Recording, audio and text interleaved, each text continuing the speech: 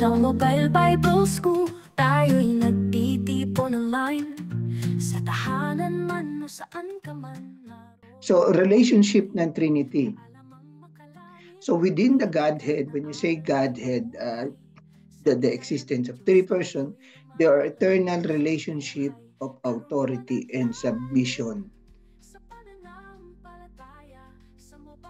God the Father always command. We need how we formulate these things. If you read all the communication between God and Son, Jesus, and even not yet that time, God the Father always command. For I am come down, sabi sa John chapter 6, verse 38, for I have come down from heaven not to do my will, but to do the will of him who sent me, and not to do my own will. I am doing what the Father sent me to do. So yan po ang sabi ni Jesus, that He submit to the will of the Father.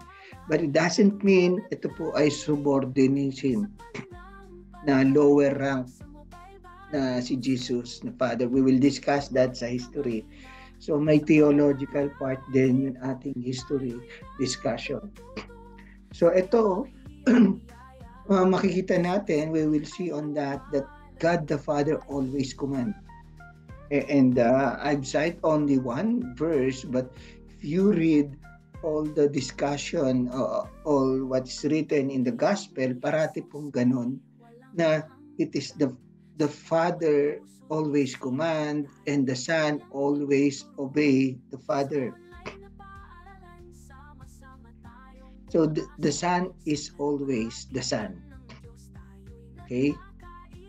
He always obey the Father and always carry at the work and act as an agent of the Father. There's never an instant in which the Son commands and the Father obeys, or the Son and the Father goes. So parati pong ganon ang arrangement na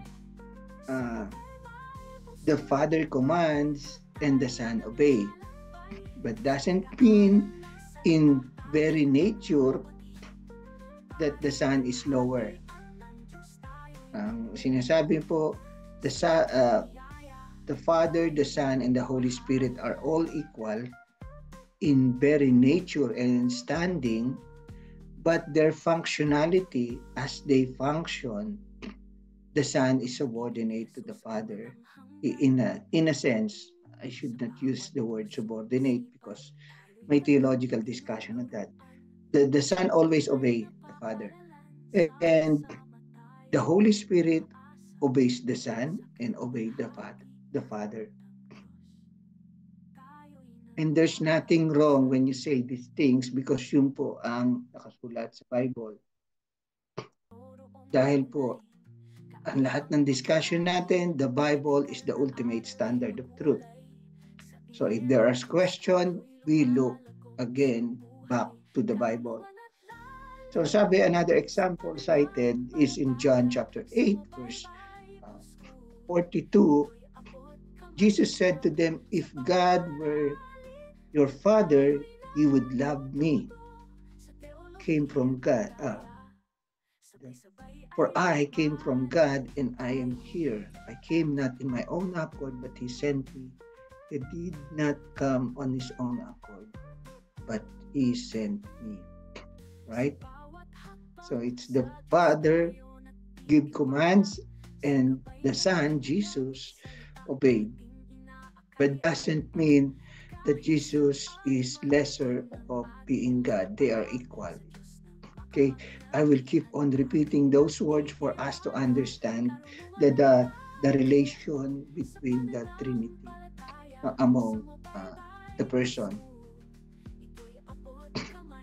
And the Spirit is always the third, right? Doesn't mean, again, na mababa lang ang rango ng Spirit. They are equal with God the Son and God the Father. But in function, the Spirit is always on the third part. Now, the biggest mistake ng mga charismatic movement is that they want to make much of the Spirit, when all the Spirit want is to do what makes of Christ. There's in fact that there's a teaching now na nagiging prominent sa YouTube, teaching about so many about the Holy Spirit, and yet hindi naman yun ang function ng Holy Spirit. And we will explain it later. The Spirit will not speak on His own initiative.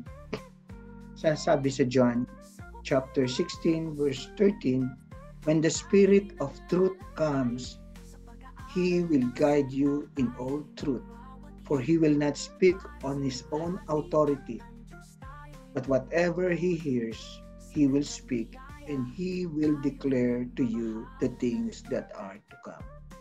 Right? So ito po yun, for He will not speak in His own authority. Doesn't mean na the Holy Spirit, God the Holy Spirit is lesser, but in functionality, again, I'm saying that we could na maintindihan natin na the Spirit obeys the Father and obeys the Son.